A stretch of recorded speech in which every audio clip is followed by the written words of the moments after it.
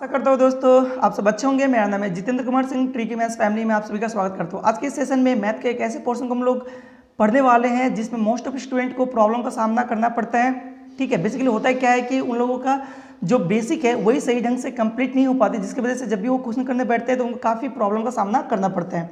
तो काफ़ी स्टूडेंट तो समझ ही गए होंगे कि मैं किस पोर्शन का, मैथ के किस पोर्शन का बात कर रहा हूँ। तो मैं मैथ का जो पोर्शन, जिस पोर्शन के बारे में बात कर रहा हूँ वो है आपका मेंसुरेशन। ठीक है, मेंसुरेशन। चलिए हम लोग किस बारे में बात कर रहे हैं, मेंसुरेशन का। मेंसुरेशन, ठीक है, यानी कि इसको हिंदी में क्या बोलेंगे हम लोग, क्षेत्रमिति। क्षेत्रमिति, ठीक है, क्या बोलेंगे, क्षेत्रमिति। तो देखिए क्षेत्रमिति में बेसिकली पढ़ना क्या होता है, तो जो भी ज्योमेट्रिक फिगर है ना उसमें जो 2D फिगर है आपका, जो 2D फिगर है उसी को बस आपको पढ़ना है। अच्छा, ये 2D फिगर होता है क्या है, तो बेसिकली 2D फिगर मतलब क्या है, इसको हिंदी में बोलते हैं द्विआयामी, है ना, द्विआयामी। बेसिकली इसमें क्या मिलेगा, लंबाई और आपको चौड़ाई मिलेगा, यही तो आपको मिलेगा। तो जो भी 2D फिगर्स है उसी को हम लोग इस क्षेत्रमिति में पढ़ते हैं। तो किस फिगर को पढ़ेंगे फिर, जो अभी तो बताया मैं आपको कि 2D फिगर को पढ़ेंगे, तो 2D फिगर में मतलब किस ढंग का फिगर को, तो देखिए 3 ही फिगर को बेसिकली आपको पढ़ना है। एक तो पढ़ना है आपको त्रिभुज, दूसरा पढ़ना है क्या, चतुर्भुज, और जो तीसरा पढ़ना है वो आपका वृत्त, सर्कल, ट्रायंगल, ठीक है, क्वाड्रिलेटरल और सर्कल। इतना समझ में आया, ठीक है। अब ये जो त्रिभुज है, ये जो त्रिभुज है, ट्रायंगल है, इस ट्रायंगल का भी कुछ काइंड्स है, कुछ भेद है, कुछ प्रकार है ना। ऐसा तो नहीं त्रिभुज एक ही तरह का होता है, ठीक है, त्रिभुज के भी कुछ प्रकार है। ये जो आपका चतुर्भुज है इसके भी कुछ प्रकार है, ठीक है, और सर्कल तो बस सर्कल ही है, सर्कल में कुछ पॉइंट्स है जिसके बारे में आपको पढ़ना है, ठीक है। कहीं पर भी टेंशन करने वाली बात बिल्कुल नहीं है, मैं आपको एकदम बेसिक से, ठीक है, हर एक पार्ट्स को अच्छे ढंग से समझाऊंगा। उसके बाद जो इम्पोर्टेंट क्वेश्चन है उस इम्पोर्टेंट क्वेश्चंस का सीरीज भी आपको बिल्कुल करवा दूंगा, ठीक है। बस पहले हम लोग कहाँ शुरू करेंगे, एकदम बेसिक से शुरू करेंगे ताकि हर एक स्टूडेंट, ठीक है, जो कि बिल्कुल नए हैं या फिर यूँ कहिए कि वो लोग मैथ के सभी पोर्शन उनका स्ट्रॉन्ग तो है, बस ये पोर्शन ही क्या है, छूट जाता है, ठीक है, बस इसके बेसिक की वजह से। तो उन लोगों के लिए भी ये जो वीडियो है मैं ये अपलोड कर रहा हूँ, ठीक है। तो चलिए, तो सबसे पहले हम लोग क्या पढ़ेंगे, त्रिभुज को पढ़ेंगे, ठीक है, उसके बाद क्या पढ़ेंगे, चतुर्भुज को पढ़ेंगे, उसके बाद ये जो हमारा सर्कल है यानी कि वृत्त है इसको पढ़ेंगे, ठीक है। चलिए शुरू करते हैं। तो सबसे पहले देखिए त्रिभुज को, तो बेसिकली त्रिभुज होता है क्या है, चलिए मैं यहाँ पर लिख देता हूँ त्रिभुज, ठीक है। इसको इंग्लिश में क्या बोलेंगे, ट्रायंगल, TRAINGLE, है ना, क्या बोलेंगे इसको, ट्रायंगल। अच्छा, तो त्रिभुज बेसिकली होता है क्या है, सभी को पता है, 3 भुजाओं से घिरे हुए क्षेत्र को क्या बोलेंगे, त्रिभुज बोलेंगे, ठीक है। अच्छा, तो ये त्रिभुज कितने तरह के होते हैं, ठीक है। तो देखिए बहुत से स्टूडेंट बोलेंगे कि डिपेंड करता है कि वो आपका साइड को लेकर बात कर रहे हैं, ठीक है, साइड को लेकर बात कर रहे हैं या फिर उसके एंगल को लेकर बात कर रहे हैं। तो देखिए ठीक है, साइड को लेकर बात करेंगे तो त्रिभुज के कुछ अलग आपके प्रकार मिलेंगे, और अगर कोण को लेकर बात करेंगे हम लोग, अगर हम लोग साइड को लेकर बात करते हैं, ठीक है, अगर साइड को लेकर बात करते हैं तो त्रिभुज के कुछ अलग प्रकार आपको देखने को मिलेंगे, या फिर जो हम लोग एंगल्स को लेकर बात करेंगे, ठीक है, एंगल को लेकर बात करेंगे तो अलग आपको प्रकार मिलेंगे। लेकिन हम लोग पढ़ेंगे उतना ही जो आपके क्या है, इम्पोर्टेंट है, ठीक है, जितना इंपॉर्टेंट है हम लोग उतना ही नॉलेज दिमाग में रखेंगे, वही आपके लिए क्या होगा, सुइटेबल होगा एग्जाम्स में अच्छे मार्क्स स्कोर करने के लिए, ठीक है। तो देखिए जो जो आपको पढ़ना है मैं वो लिख देता हूँ। त्रिभुज में कौन कौन सा पढ़ना है, आज हम लोग त्रिभुज सबसे पहले कवर करेंगे, फिर जाकर आपका चतुर्भुज कवर करेंगे, उसके बाद हम लोग वृत्त को कवर करेंगे।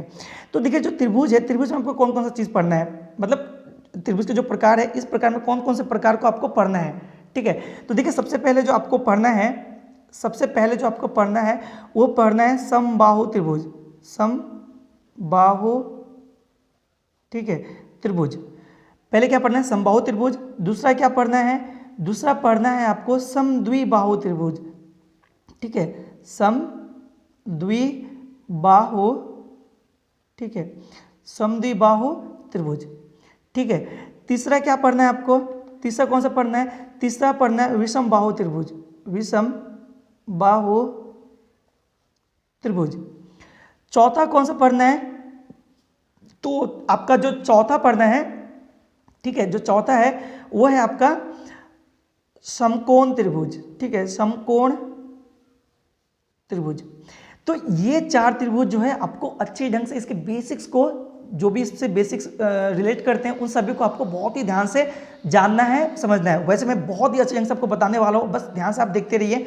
नेक्स्ट टाइम जब आप इस चैप्टर को करेंगे, इस जो मेंस्ट्रुएशन का चैप्टर करेंगे, तो कभी भी त्रिभुज से तो फिलहाल नहीं फंसेंगे। मैं वैसे हर एक पोर्शन को कर दूंगा, फिलहाल मैं त्रिभुज पढ़ा रहा हूँ तो त्रिभुज के बारे में बात करेंगे, ठीक है। तो चलिए शुरू करते हैं पहले क्या, समबाहु त्रिभुज से, ठीक है। पहले शुरू करेंगे समबाहु त्रिभुज से। चलिए मैं यहाँ पर लिख लेता हूँ सबसे पहले समबाहु त्रिभुज। समबाहु त्रिभुज, ठीक है।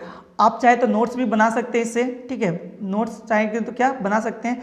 देखिए समबाहु त्रिभुज, अच्छा समबाहु त्रिभुज बोलते किसको है, तो देखिए ऐसा त्रिभुज, ठीक है, जिसका क्या हो, तीनों भुजा बराबर हो। जैसे मान लेते हैं कि ये क्या है, एक त्रिभुज है, त्रिभुज ए बी सी। त्रिभुज ए बी सी क्या है, ये तो साइड है, ए बी सी एक साइड है, ए बी एक साइड है, बी सी एक साइड है और ए सी एक साइड है। और त्रिभुज जो है हमारा ए बी सी एक त्रिभुज है, ठीक है। त्रिभुज ए बी सी में, ठीक है, इसको समबाहु त्रिभुज कब बोलेंगे, तो समबाहु त्रिभुज का मतलब ही होता है जब तीनों भुजा आपस में क्या हो, बराबर हो। तीनों भुजा क्या हो, आपस में बराबर हो। इसका मतलब ये हुआ कि ए बी बराबर होगा बी सी बराबर होगा ए सी का। आसान है, समबाहु नाम से पता चल रहा है ना। देखिए हिंदी में कितना अच्छा नाम है, समबाहु त्रिभुज। सम मतलब ये तो बराबर और बाहु मतलब भुजा, यानी कि साइड, यानी कि साइड। तो हर एक साइड अगर बराबर तो उसको बोलेंगे समबाहु त्रिभुज, ठीक है। इतना समझ में आया। चलिए तो आपको इसमें जानना क्या है, तो पहला चीज जो आपको जानना है, इसका क्षेत्रफल, इसका क्षेत्रफल, ठीक है। तो समबाहु त्रिभुज का क्षेत्रफल होता क्या है या किसे कहते हैं, तो देखिए समबाहु त्रिभुज का क्षेत्रफल जो होता है वो होता है आपका √√3/4 गुना में भुजा का स्क्वायर, बस इतना ही। तो क्षेत्रफल बराबर किसका क्षेत्रफल, समबाहु त्रिभुज का क्षेत्रफल। तो समबाहु त्रिभुज का क्षेत्रफल बराबर √3/4 इंटू भुजा स्क्वायर, ठीक है। √3/4 इंटू भुजा का स्क्वायर। आई होप इतना समझ में आया आपको, ठीक है। चलिए दूसरा आपको क्या जानना है समबाहु त्रिभुज का, तो देखिए दूसरा जो आपको समबाहु त्रिभुज का जानना है, जो काफ़ी ज़्यादा इंपॉर्टेंट है, इससे डायरेक्टली आपका क्वेश्चन देखने को मिल जाता है, वो है समबाहु त्रिभुज का, समबाहु त्रिभुज का ऊंचाई। समबाहु त्रिभुज का ऊंचाई काफ़ी ज़्यादा इंपॉर्टेंट है। मैं फिर से बता रहा हूँ कि काफ़ी एग्जाम्स में, ठीक है, जैसे एमटीएस वगैरह एग्जाम, जो एसएससी एमटीएस होते हैं या फिर जो भी स्टेट लेवल के एग्जाम होते हैं, उसमें डायरेक्टली इससे ऊंचाई से क्वेश्चन पूछा जाता है। बस मैं जो फॉर्मूला बताने वाला हूँ उस फॉर्मूला से आप डायरेक्टली इसका आंसर बता सकते हैं। तो समबाहु त्रिभुज का ऊंचाई बराबर क्या होता है, तो वो होता है √3/2 और गुना में भुजा, ठीक है, गुना में भुजा, ठीक है। बहुत आसान था, ये तो हो गया। लास्ट एक जो पढ़ना है, मैं तो कहूँगा कि ये बिल्कुल बच्चा वाला चीज़ है कि समबाहु त्रिभुज का आपका जो समबाहु त्रिभुज है, समबाहु त्रिभुज का परिमिति, ठीक है। चलिए मैं इसी में बता रहा हूँ, नेक्स्ट टाइम त्रिभुज के किसी भी त्रिभुज का परिमिति में नहीं बताऊंगा, क्योंकि आप सभी को पता होता है कि कोई भी जो त्रिभुज होता है ना, उसका जो तीनों भुजा होता है उसको क्या करते हैं, आपस में जोड़ देते हैं। जैसे यहाँ पर मान लेते हैं त्रिभुज ए बी सी है, तो यहाँ पर A B plus B C plus A C कर देंगे तो वो क्या निकल जाएगा, यही हो जाएगा आपका क्या, परिमिति किसी भी त्रिभुज के। समबाहु त्रिभुज हो, विषमबाहु त्रिभुज हो, ठीक, समद्विबाहु त्रिभुज हो, ठीक है, या फिर आपका समकोण त्रिभुज हो, ठीक है, फर्क नहीं पड़ता। तो क्या बोलेंगे, समबाहु त्रिभुज का क्षेत्रफल फिर क्या बोलेंगे, तो चूंकि समबाहु त्रिभुज में हर एक भुजा क्या होता है, बराबर होता है। मान लेते हैं कि ये भुजा ए, तो ये भी ए, ये भी ए, तो तीनों भुजा बराबर है, तो हम डायरेक्ट क्या लिख देते हैं, 3 × a, या फिर हम बोलेंगे 3a, एक ही बात है ना। समझ में आया। तो ये हुआ आपका खत्म समबाहु त्रिभुज, बस इतना ही आपका काफ़ी है। देखिए फिर भी इससे कुछ जो क्वेश्चन होते हैं वो थोड़ा सा हल्का सा घुमा के क्वेश्चन पूछा जाता है। जब मैं क्वेश्चन कराऊंगा तो मैं उसको सही ढंग से क्लियर कर दूंगा, तो आपको भी लगने लगेगा कि नहीं आप भी इसको कर सकते थे, ठीक है। चलिए आगे बढ़ते हैं। तो दूसरा त्रिभुज हमारा क्या है, देखिए जो दूसरा त्रिभुज है हमारा वो क्या है, ये रहा आपका समद्विबाहु त्रिभुज, है ना, समद्विबाहु त्रिभुज। चलिए इसको करते हैं। तो देखिए अब कौन सा करने वाले हम लोग, समद्विबाहु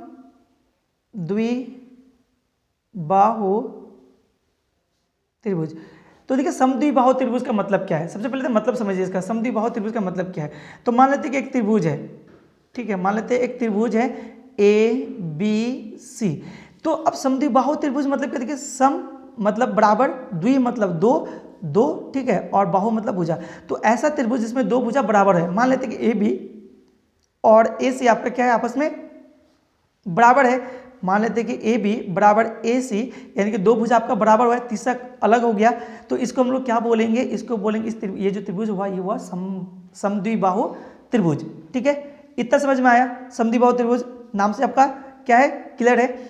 अच्छा, तो लेकिन इसका क्षेत्रफल बराबर क्या हो जाएगा, इसका क्षेत्रफल बराबर क्या हो जाएगा, तो चलिए सबसे पहले क्षेत्रफल पढ़ते हैं, ठीक है। देखिए ये समद्विबाहु त्रिभुज का क्षेत्रफल में काफ़ी स्टूडेंट्स का क्या होता है, जो है वो प्रॉब्लम्स होता है, ठीक है। चलिए मैं बताता हूँ कि कैसे आप इसका क्षेत्रफल भी आप आसानी से निकाल सकते हैं। तो देखिए समद्विबाहु त्रिभुज का जो क्षेत्रफल होता है ना, वो आपका हो जाएगा रूट अंडर एस, ठीक है, उसके बाद एस माइनस ए। अच्छा ए क्या है, ए क्या है, ए जो है आपका, तो यहाँ पर जो ए है, ठीक है, उसको फिलहाल रहने देते हैं, पहले फॉर्मूला मैं लिख देता हूँ, उसके बाद मैं बता देता हूँ कि कौन सा यहाँ पर क्या है। तो क्या हो जाएगा, root under S into S minus A, ठीक है, इंटू एस माइनस एन, ठीक है। अच्छा, तो अब बात करते हैं ये एस क्या है, एस इक्वल टू क्या होगा, यहाँ पर एस आखिर है क्या। तो एस जो है ये जो तीनों भुजाओं को जोड़ेंगे, ठीक है, इन तीनों भुजाओं को क्या करेंगे, जोड़ेंगे और उसको दो से भाग कर देंगे। मतलब मान लेते हैं कि ये जो विषम भुजा है वो ए है, ठीक है, और जो दो सम भुजा है ना इसको एन एन मान लेते हैं, ठीक है, क्योंकि ये दोनों बराबर, देखिए ए बी बराबर मैंने लिखा ए बी बराबर ए सी, तो ये दोनों आपस में बराबर है। जो बराबर भुजा है उसको मैंने एन लिखा और जो विषम भुजा है मतलब जो अलग है उसको ए लिखा। तो एस बराबर क्या हो जाएगा, इन तीनों भुजाओं को जोड़ेंगे, मतलब आप ऐसे लिख सकते हैं ना, ए प्लस 2n बट्टा में 2, तो यही जो हो जाएगा आपका एस हो जाएगा, ठीक है, समझ में आया एस क्या होगा। अच्छा, तो ए और एन तो मैंने आपको बता दिया, ए क्या हो जाएगा, ए जो हो जाएगा आपका,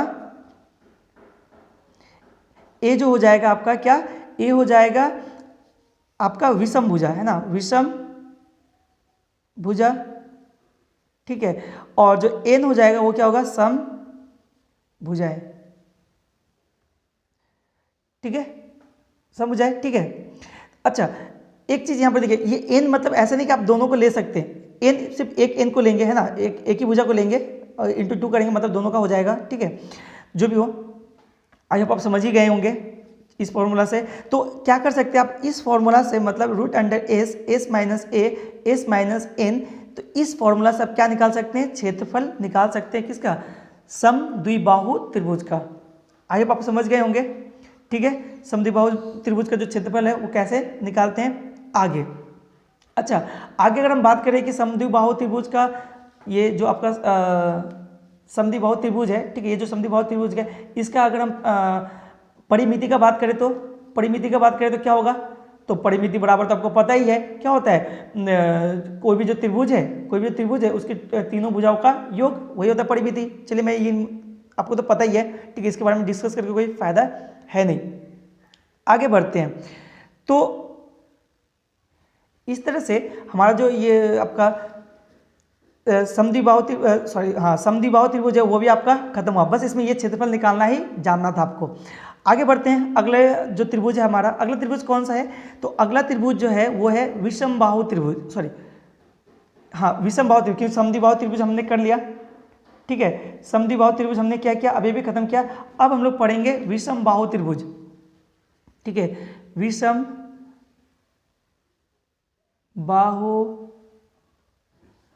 त्रिभुज, ठीक है, विषमबाहु त्रिभुज। अच्छा, विषमबाहु त्रिभुज ये भी नाम से पता चल रहा होगा कि क्या होगा, कोई एक त्रिभुज होगा जिसमें क्या होगा, मान लेते ए बी से एक त्रिभुज है, ठीक है, ए बी से एक त्रिभुज है जिसमें हर एक भुजा क्या होगा, अलग अलग होगा, मतलब ए बी कुछ और होगा, ठीक है, मान लेते ए बी एक्स होगा, ठीक है, उसके बाद बी से क्या होगा, वाई होगा, और ए से क्या होगा, जेड, मतलब तीनों क्या होगा, अलग अलग होगा, तो इसको बोलेंगे विषमबाहु त्रिभुज, ठीक है, समझ में आया, बहुत ही ज़्यादा आसान है विषमबाहु त्रिभुज। चलिए, तो विषमबाहु त्रिभुज आपको पढ़ना है क्या है, तो विषमबाहु त्रिभुज आपको जो पढ़ना है वो है क्षेत्रफल। देखिए क्षेत्रफल तो सब में पढ़ना है आपको, क्षेत्रफल सब में पढ़ना है। तो विषमबाहु त्रिभुज का क्षेत्रफल बराबर क्या हो जाएगा, तो देखिए विषमबाहु त्रिभुज का क्षेत्रफल बराबर होता है रूट अंडर, ठीक है, रूट अंडर में S, S minus A, S into S minus B into S minus C, ठीक है। अच्छा ए बी सी क्या है, ये तीनों भुजा है, मान लेते ये भुजा ए है, ये बी है और ये सी है, तीनों भुजा हो गया, ठीक है। और एस क्या हो जाएगा, आपका जो एस हो जाएगा, एस बराबर हो जाएगा ए प्लस बी प्लस सी बट्टा में 2, ठीक है।